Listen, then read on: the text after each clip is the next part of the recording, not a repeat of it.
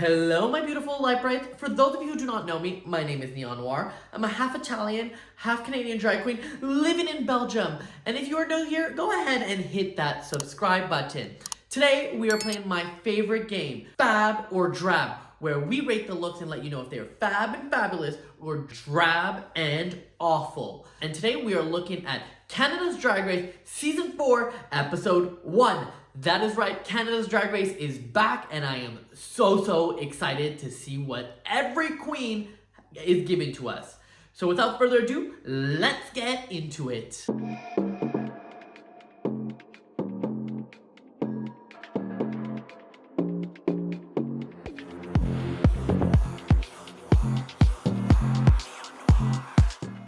Now we are moving on to the third runway, where it's finally going to be done on the main stage.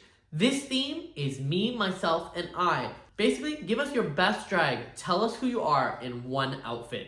As if they didn't do that yet. So, let's get into it. First up, it's Venus, and she's coming in head to toe red. She's got her big hat that she hits and it spins. She got feathers everywhere. She got feather chaps, feather hat, but she's also got leather. She is definitely glittering from head to toe. It is definitely a look. She definitely looks expensive. So Venus is definitely giving you runway model. And that is why for Venus's third look, I'm definitely gonna go with a FAB. Next, it's Sisi Superstar, and she is coming in with this neon pink and black attire. She said she's giving you punk rock hacker fantasy. This is very up my alley. This is very neon noir. This is definitely something I would wear. Honestly, this is probably something I would have brought to Drag Race. I would have changed a few little details. Personally, I would have made the spikes just a bit bigger to give you more drama. And instead of that chunky boot, I would have went with a thigh-high high heel, just to really bring up that sex appeal a little bit more. But all in all, she looks good. Now, the problem is comparative to everybody else, it feels very small. And that is the problem when you have this many looks and this many queens. It's really hard to stand out. So even though she stood out with the concept, the garment itself doesn't stand out on its own. So it's really in that teeter-totter position of fab and drab. I am gonna give it a soft fab just because I want it. Next up, it's Kiki Coe, and Kiki Coe is coming in the full pearl look. She's got the cage with the pearls, the head with the pearls, the staff with more pearls, head to toe. And do you believe that Kiki Coe makes all of her own outfits? I know, ridiculous. And you see what I was talking about Sisi Superstar is that Sisi's looked good, but when you see this in comparison, you're like, you're not even in the same ball game. And this is why I struggle with comparing some of these looks. But enough about that. We get to Kiki Coe. If you hadn't figured out, this is freaking fantastic. Got every detail, every pearl. It is very over the top. You can still see her figure, which I really like. So for Kiki Coe, she is definitely gonna be a FAB. Next up, it's Luna Dubois, and Luna Dubois is coming in with this black catsuit, giving you executive realness. She said that her outfit is inspired by Terry Mugler, which I could kind of see, and she got this headpiece that's got this half moon, giving you a symbol to her name. I do really like the hat with the half moon. I think that is such a smart detail. I wish she would have had that on her entrance look.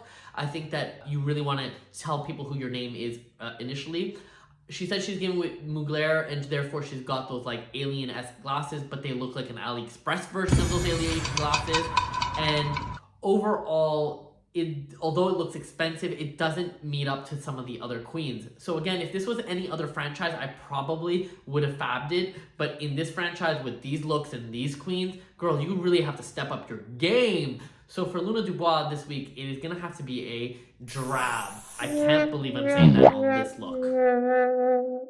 Next up is Aurora Matrix, and she is giving us the full dragon. She said that her Chinese zodiac sign is a dragon, and that's why she went with this look. First up, I was going to say, even if she's lying, she looks spectacular. This dragon that wraps around her is so conceptual. It looks so expensive. It's got the beading on it.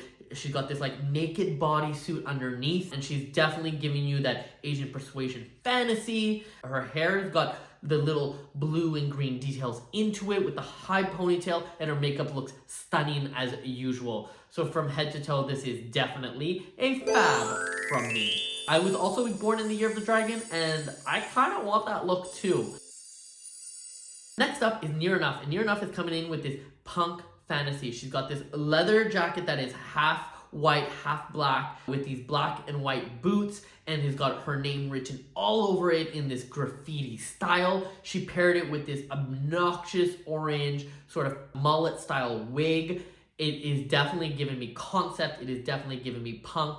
I love it from head to toe. I would wear it from head to toe. I think it is so, so cool. The issue I have with it is that this look really surprised me coming from Nearah. Her first two looks were very like showgirl glamour, so this one really come out of left field for me. I didn't expect this to be her standard drag. So I'm struggling with it, not because it's not a beautiful look. It is a beautiful look. I'm struggling with it because I don't understand why she is wearing this look. But whatever. I love it. I want it. And for Nearah Nuff on this look, it is a fab. Next up, we have Kitten Kaboodle, and Kitten Kaboodle is coming in with this reflective gown and big hair with her walking her little kitty cat. First, I will say that I like that she's playing up her name. Her name is Kitten. She's got a little cat, and she's referencing herself. She's definitely got all the cat puns in this look, so that is great. I do think that she's now doing pink hair again, so we're kind of starting to see a little bit of her signature. It's a different style, but hair works with this look because it got a little bit of pink here and there throughout the outfit. I don't actually like the gown itself. It makes her look old. This is very like old school, and with the queen being 57 years old, you definitely don't want to be seen as old school. Her other looks, she was able to do a lot more modern interpretation. Here it feels like she went back to what she knows best, and I don't really love it. It is fine because she has two other great outfits, but if I had seen just this outfit comparative to everybody else, is not good enough. And that is why for kittens, I'm gonna have to go with a drab on this one. Next up, it's Aimee Yonce Shennel, and Aimee Yonce Shennel is coming in with this blue velvet catsuit with this orange attire. She is definitely giving you Afro-Latin queen. The colors are such a great play off of each other. The blue and the orange together look fantastic. I love this color combination. I need something in this color combination. I get the queen reference. It looks really, really good. If I was to change one thing, I would change the bodysuit itself. I get that it's a velvet, but I wish it was actually head to toe in a sequence or a rhinestone, just to give you that extra va-va-va-voom to bring it up to that next level. But all in all, she looks good, and I'm gonna have to go with a fab. Next up is the girlfriend experience, and she's coming out wearing basically nothing. It is this sheer outfit that is covering very strategically certain places, got a little bit of rhinestones here and there. This is where I'm starting to have problems with the girlfriend experience. She looks good, she is serving body, but she's definitely relying on her body, and she is relying on pretty. I think that some of the other concepts, at least she brought something to it. This one didn't. It really just looks pretty for the sake of being pretty. Everything going on and so many passes that I've given her, this one I just can't let it go. It is just not strong enough for what everyone's bringing. And that is why for the girlfriend experience on the runway look, it's just gonna have to be a drab. Next up, it's Melinda Verga, and Melinda Verga is coming in with this simple gold dress. I'm all for doing something simple and something good. The dress itself looks fine, but then if you're gonna do something simple, then all the other accessories have to be a little bit over the top, a little bit extra, have to be really thought through. And the hair, the earrings, and the simple gold dress just don't go together. Personally, I don't think that the gold dress was enough. It does look a little bit off the rack, but you could make it work. And I just don't think she got there. If you wanted to go with the gold dress, I would have kept the gold dress. I would have done a little bit of hair of an updo, almost like Brooklyn Heights always has. And I would have lost the earrings, and I would have done something a little bit smaller, or maybe even none at all. And I probably would have put like one giant ring to give you that rich bitch fantasy. All in all, it's a little bit too simple. It's a little bit too all over the place. And that is why for Melinda, for the runway, it's a drab. Next up, it's Denim. And Denim is giving you, I have no idea what Denim is trying to give you. She said she is giving you prairie, Newfoundland realness. It is crazy. It looks like something you see if you take a bunch of drugs.